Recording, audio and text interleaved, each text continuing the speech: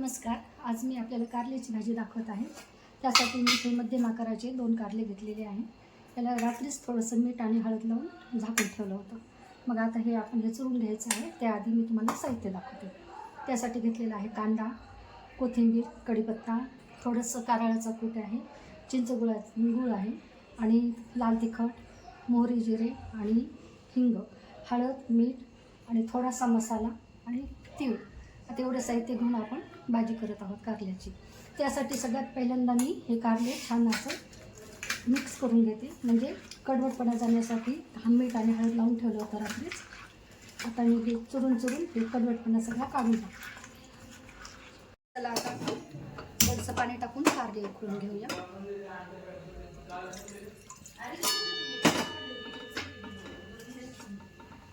पाण्यात कारले उकळून घेतल्यानंतर हे कारल्याचा सगळा करवटपणा निघून जातो.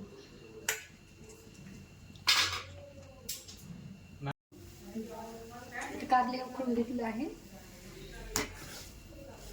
थोडेसे मऊ सुद्धा होतात कारले. आता आपण ह्याचं सगळं पाणी निथळून काढू शकतो. इथे थोडेसे आपण तीळ भाजून घेऊया.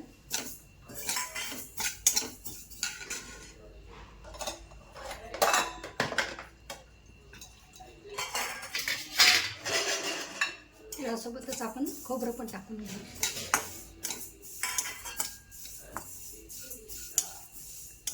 तांबूस आकार कलर छान भाजून घेऊया.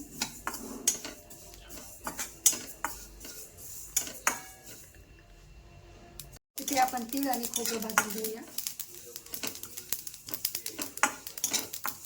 थोडंसं तांबट कलर झाला काढून घेऊ.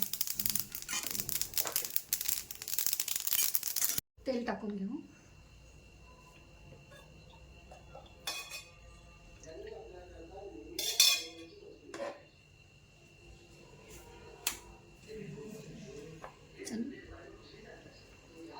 तेलामध्ये आपण थोडासा कांदा परतून घेऊया. कढीपत्ता, कोथिंबीर,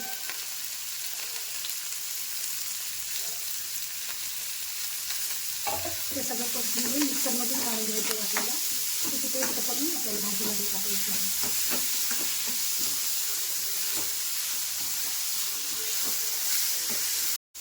ते तीळ आणि खोबरं आपण मिक्सरमधून काढून घेऊया.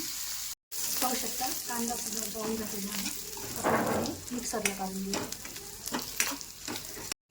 तोपर्यंत आपण गॅसवर पाणी गरम करून ठेवू भाजीसाठी.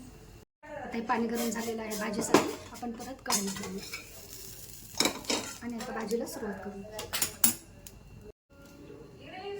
तेल टाकून घेऊ.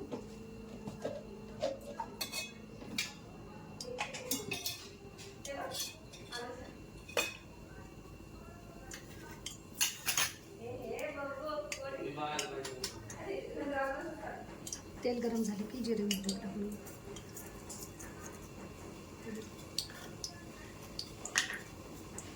थोडासा हिंग टाकून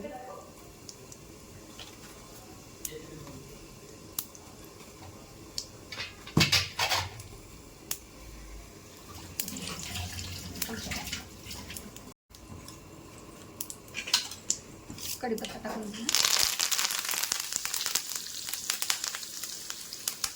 आता आपण मसाले घेतले होते ते मसाले सगळे थोडंसं पाणी टाकून घेतले. एकजीव करून घेतलेलं आहे ते टाकून घेऊ. मसाले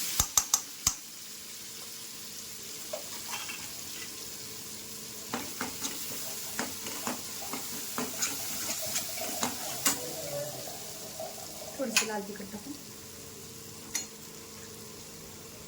हळद टाकून,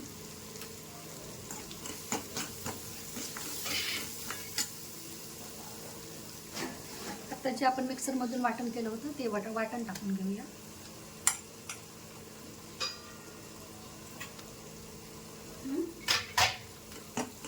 छान परतून घेऊ त्याला.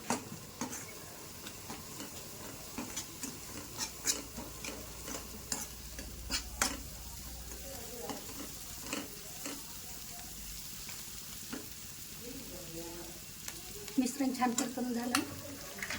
आपण त्यातमध्ये कारल्या ज्या फोडी केल्या होत्या उकळून घेतलेले कारले गच्च पिळून पाणी काढून टाकून मिक्स टाकले.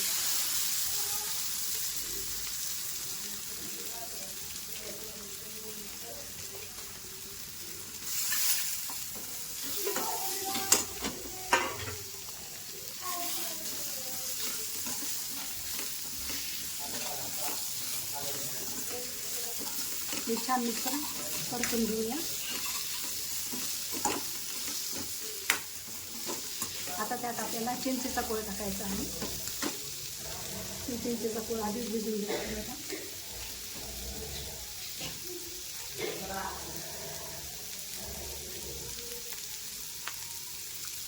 आता हे चिंचेचा कोळ आपण यात ओतून घेऊ.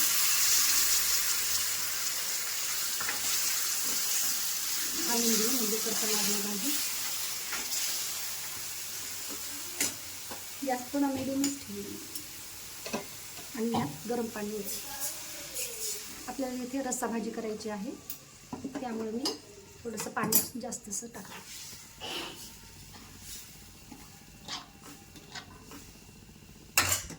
अजून थोडंसं पाणी लागतं असं वाटायला म्हणून मी थोडंसं पाणी टाकून घेऊ.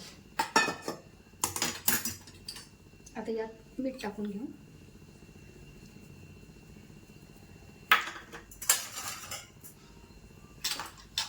कारळाचा कूट ठेवला तर ते टाकून घेऊ. आणि आपण जे मिक्सरमधून तीळ आणि खोबऱ्याचा कूट जे काढला होता ना ते पण टाकून घेऊ.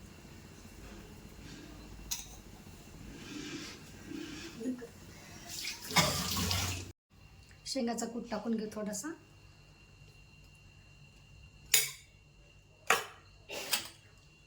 छान उकळी आले की काढून घेऊ. छान उकळून घेऊ. पाहू शकता थोडीशी रस्सा भाजी करत आहे मी.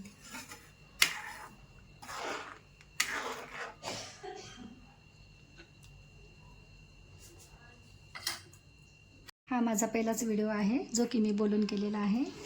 जर तुम्हाला आवडला असेल तर माझ्या चॅनलला लाईक करा, सबस्क्राईब करा, कमेंट्स करा. धन्यवाद.